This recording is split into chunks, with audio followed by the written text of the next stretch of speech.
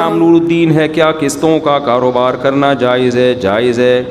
Doctor اسرار احمد صاحب نے کہا ہے کہ یہ سود ہے نہیں. ڈاکٹر اسرار احمد صاحب ہمارے لیے بہت قابل احترام رحمہ اللہ تعالی, لیکن وہ مفتی نہیں تھے. سود کے مسائل مفتیان کرام سے پوچھیں. سود کے تو بڑے ویسے بھی پیچیدہ مسائل ہوتے ہیں, اس میں تو ایکسپرٹ مفتی ہوتے ہیں جو بتاتے ہیں آپ کو.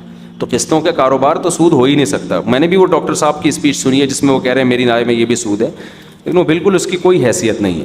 باقی انہوں نے جو دین کے کام کیے ہیں, ہمارے یہاں جب کسی ایک سے کسی بات پہ اعتراض کیا جائے تو لوگ سمجھتے ہیں میں اس کے اگینسٹ ہوں. ان کے تو قرآن کی بڑی خدمت کی ہے انہوں نے. جو ہماری نئی جنریشن ہے, جو اسکول یونیورسٹی کالجز کے لوگ ہیں, اور بڑی اپر لیول کا جو ہمارا طبقہ ہے, اس پہ بڑا ان کا اچھا کردار ہے. بڑی محنت کے ساتھ وہ درس قرآن دیا کرتے تھے, اب بھی ان کے درس موجود ہیں.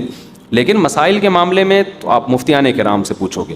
تو سود سے اس کا کوئی تعلق نہیں ہے, بلکہ یہ جو آیت نازل ہوئی ہے نا, احل اللہ البیع وحرم الربا, مشرکین مکہ نے کہا تھا کہ سود کیوں حرام ہے. وہی پوچھا نا انہوں نے, شیطان والا کام کہ کیوں حرام ہے.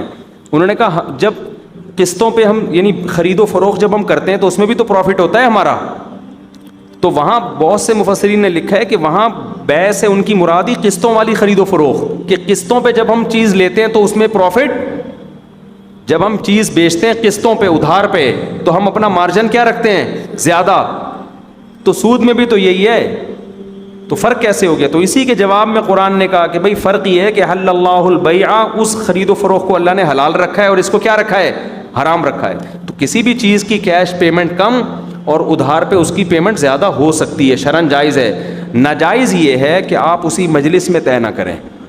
دیکھو ایک چیز میں اپنا موبائل میں بیچتا ہوں, میں کہتا ہوں بھائی یہ کیش پہ 1 لاکھ کا ہے اور قسطوں پہ 1.5 لاکھ کا. آپ چلے گئے موبائل لے کے کہ ٹھیک ہے کل پیسے لے آیا تو 1 لاکھ دے دوں گا, اور اگر نہیں لایا تو سمجھنا 1.5 لاکھ. یہ حرام ہے.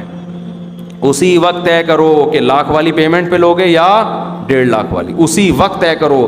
اور جو ایک دفعہ طے ہو گئی اب اس میں کمی بیشی نہیں ہو سکتی. مثال کے طور پر آپ نے کہا میں 1.5 لاکھ والی پیمنٹ پہ سودا کر رہا ہوں اور میں 1 سال میں پیمنٹ دوں گا.